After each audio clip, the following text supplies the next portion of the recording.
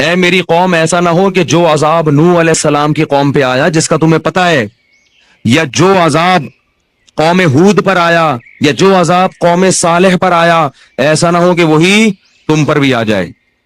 اور یہ بھی کہنے لگے وما قوم لوط منکم ببعید، لوط علیہ السلام کی قوم تو بہت قریب ہے تم سے، جا کے دیکھ لو ان کے حالات، وہ تو ابھی ماضی کا قریب کا قصہ ہے۔ وَيَا قَوْمِ لَا يَجْرِمَنْ وَيَا قَوْمِ اسْتَغْفِرُوا رَبَّكُمْ ثُمَّ تُوبُوا إِلَيْهِ، اے میری قوم اعتراضات چھوڑ دو، استغفروا ربکم، رب سے تو استغفار کرو۔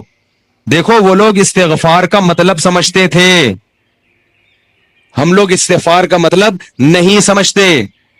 جب شعیب علیہ السلام نے کہا استغفار کرو تو ایسا تو ان کے لیے تو بڑا آسان تھا، ایک تسبیح استغفار کی صبح پڑھ لیتے، ایک تسبیح شام کو پڑھ لیتے، کہتے اتنی سی بات ہے تو ہمیں تو نماز میں ویسی کوئی اعتراض نہیں، تو استغفار کی ایک تسبیح پہ کیا اعتراض ہوگا۔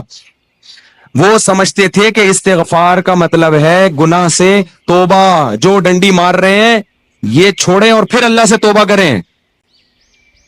یہ والی توبہ آج کل مارکیٹ سے کیا چل رہی ہے، بہت سی چیزیں مارکیٹ میں شارٹ ہو گئی ہیں بھائی، لوگ چینی کو ہوتے ہیں یہ شارٹ ہو گئی وہ شارٹ ہو گئی، بہت چیزیں شارٹ ہوئی ہوئی ہیں۔ تو یہ والی توبہ آج کل مارکیٹ سے کیا چل رہی ہے، شارٹ چل رہی ہے۔ استغفار استغفر اللہ، ڈرامہ دیکھ کے بھی استغفار ہو رہا ہے، ہائے ہائے کیسا ہو گیا، کیسی ہیروئن ہے، توبہ توبہ، ٹھیک ہے نا کیسا ہیرو ہے، ہائے اتنا گندا گانا، توبہ توبہ استغفر اللہ۔ تو یہ استغفار چل رہا ہے آج کل۔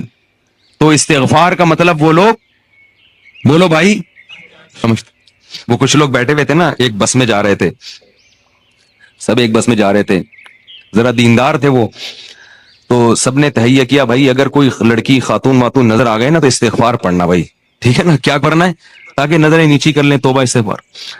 تو جیسے ہی ایک نے پڑھا نا استغفار استغفر اللہ، تو سب نے کہا کہاں ہے کہاں ہے کہاں ہے سب نے کیا کہا، وہ لاشعوری طور پر نکل گیا نا کہ چلو استغفار کریں گے لیکن ذرا دیکھ تو لیں، بولے بتا یار کہاں ہے کہاں، تو وہ لاشعوری طور پر ہوتا ہے بعض دفعہ۔ تو شعیب علیہ السلام نے کہا استغفروا ربکم ثم توبوا الیہ ان ربی قریب مجیب ان ربی رحیم ودود۔ ایک جگہ فرمایا رحیم بھی ہے اور بہت محبت کرنے والا ہے، ودود محبت کی سپرلیٹو ڈگری ہے، بہت محبت کرے گا تم سے، بہت زیادہ محبت، اتنی محبت کہ اس کے لیے تم نے گناہ چھوڑ دیا بھائی، بہت محبت کرے گا۔ تو ظاہر ہے اللہ جب محبت کرتا ہے تو ہماری طرح نہیں ہے کہ بہت محبت ہے بس ہے، تو بھائی یہ پیسے دو اتنی محبت ہے تو ٹھیک ہے نا۔ آپ کو کوئی دوست پریشانی میں آئے آپ کے پاس، بہت پریشان تھا، اس کو پیسوں کی ضرورت تھی، وہ آپ اس سے کہہ رہے یار مجھے تمہیں، آپ کو پتہ نہیں تھا کہ ابھی یہ پیسے بھی مانگ لے گا مجھ سے، کہہ رہے یار مجھے تم سے بہت محبت ہے، ایکچولی میں بتا نہیں سکتا بہت محبت ہے، وہ بڑا خوش ہو گیا بھائی اب تو ٹھیک ہے بھائی، تو کہہ رہے یار مجھے نا 100 روپے کی ضرورت ہے، اب آپ کہہ رہے یار یہ کیسے موقع پہ میں نے اظہار کر دیا محبت کا، ٹھیک ہے نا۔ تو ہم لوگوں کی محبت کیسی ہوتی ہے، ایسی ہوتی، اگر ہمیں پہلے سے پتا ہوتا پیسے مانگتا ہے تو ہم کیا کہتے ہیں، یہی محبت کچھ نہیں ہوتا، مفتی صاحب نے بیان کیا تھا لویریا پر، وہ جا کے سن لینا، پھر ایسا کہیں گے ہم۔ تو اللہ جب کہہ رہا ہے نا کہ استغفار کرو گے تو میں کیا کروں گا، ودود بے پناہ محبت کروں گا، بے پناہ محبت، اس کا مطلب ہے کہ پھر اللہ نوازے گا، بہت بہت نوازے گا، رزق کی فراوانی کر دے گا، رزق کے دروازے کھول دے گا، دل میں سکون ڈال دے گا۔ اگر پریشانی بھی آئے گی تو درجات کو بلند کرنے کے لیے، جیسے یعقوب علیہ السلام پر پریشانی آئی، جیسے یوسف علیہ السلام پر پریشانی آئی تاکہ مصر کا بادشاہ بنا دوں، پھر وہ پریشان کرنے کے لیے پریشان نہیں کرے گا، وہ پریشان کرے گا خوشی دینے کے لیے۔ آپ حیران ہو کہ خوشی دینے کے لیے بھی کوئی پریشانی ہوتی ہے، ہوتی ہے۔ حدیث میں آتا ہے کہ ایک بوڑھی عورت نے نبی صلی اللہ علیہ وسلم سے پوچھا کہ کیا بوڑھی عورتیں جنت میں کیا میں جنت میں جاؤں گی؟ آپ نے فرمایا نہیں۔ ارے بھائی نبی کے منہ سے ایک عورت سن لے کہ میں جنت میں نہیں جاؤں گی، اس پہ کیا گزرے گی؟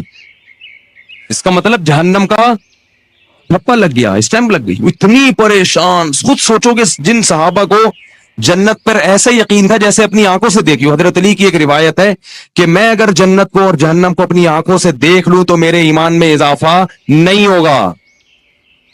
تو جن لوگوں کا ایمان ایسا ہو نبی پر، ایک ایک بات پر وہ نبی کے منہ سے سن لے کہ میں جنت میں نہیں جاؤں گی، تو اس پہ قیامت نہیں آ گئی ہوگی، رونے لگی، پریشان ہو گئی۔ کچھ دیر میں نبی نے فرمایا کہ جاؤ گی جوان ہو کے، اس کنڈیشن میں اب یہاں ایک نقطہ اٹھایا ہے کہ بھئی ایسا مذاق کرنا جس سے تکلیف ہو.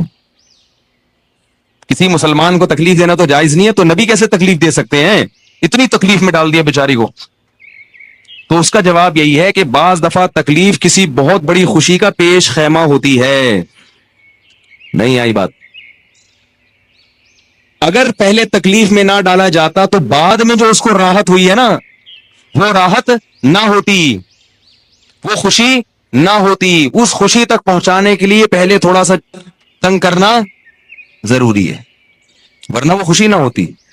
تو اللہ بھی اگر اپنے نیک بندوں کو پریشان کرتے ہیں تو وہ پریشانی کسی بہت بڑی کامیابی کا پیش خیمہ ہوتی ہے, پیش خیمہ ہوتی. پھر اس میں تسلیاں بھی ملتی رہتی ہیں ان کو. تتنزل علیہم الملائکہ اللہ تخافوا ولا تحزنوا, فرشتے ان کے دلوں پہ نازل ہو کے خوشخبریاں دیتے ہیں کہ غم نہ کرو, خوف نہ کرو, بس یہ پریشانیاں دور ہونے والی ہیں, جنت کی نعمتیں ہیں. بعض دفعہ تو دنیا میں بھی بہت بڑی کامیابی مل جاتی ہے.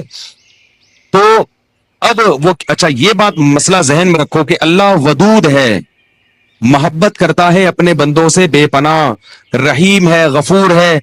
یہ بہت بڑی غلط فہمی ہے کہ گناہگاروں کے لیے بھی ہے. نہ نہ نہ نہ نہ, گناہگاروں کے لیے نہیں ہے. جو گناہ سے توبہ کرنے والے ہوں ان کے لیے.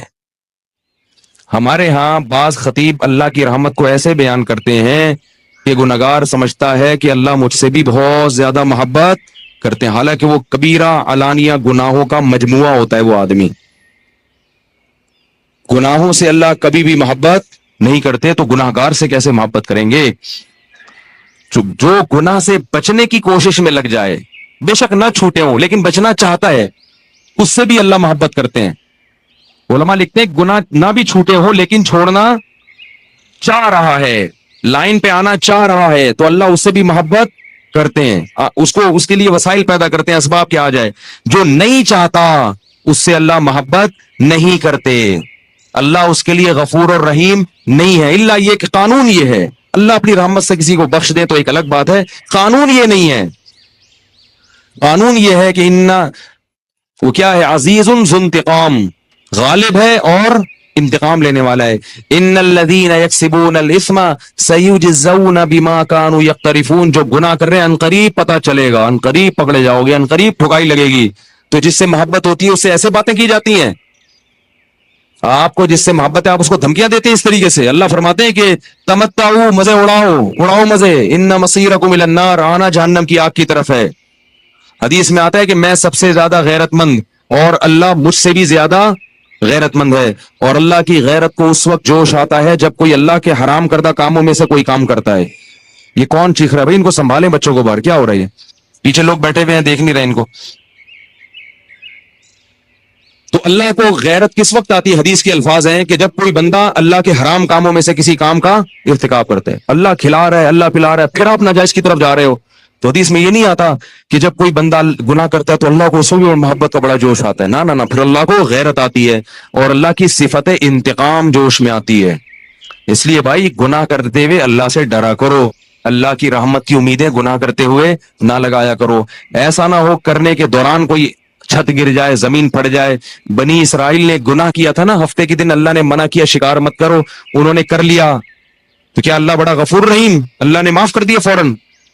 رات کو سوئے ہیں تو صبح کیا ہوا ہے, بندر اور سور جیسی شکلیں بنی ہوئی تھی. اللہ ہم سب کو محفوظ رکھے. تو گناہ سے بچنا چاہو گے تو اللہ کی رحمتیں ہیں, اللہ کی محبتیں ہیں. گناہ سے بچنے کا ارادہ نہیں کرتے تو پھر جہنم ہے, پھر جنت نہیں ہے. سمجھ رہے ہو کہ نہیں سمجھ رہے بھائی؟ یہ باتیں کہتے ہوئے مجھے بھی ڈر لگتا ہے.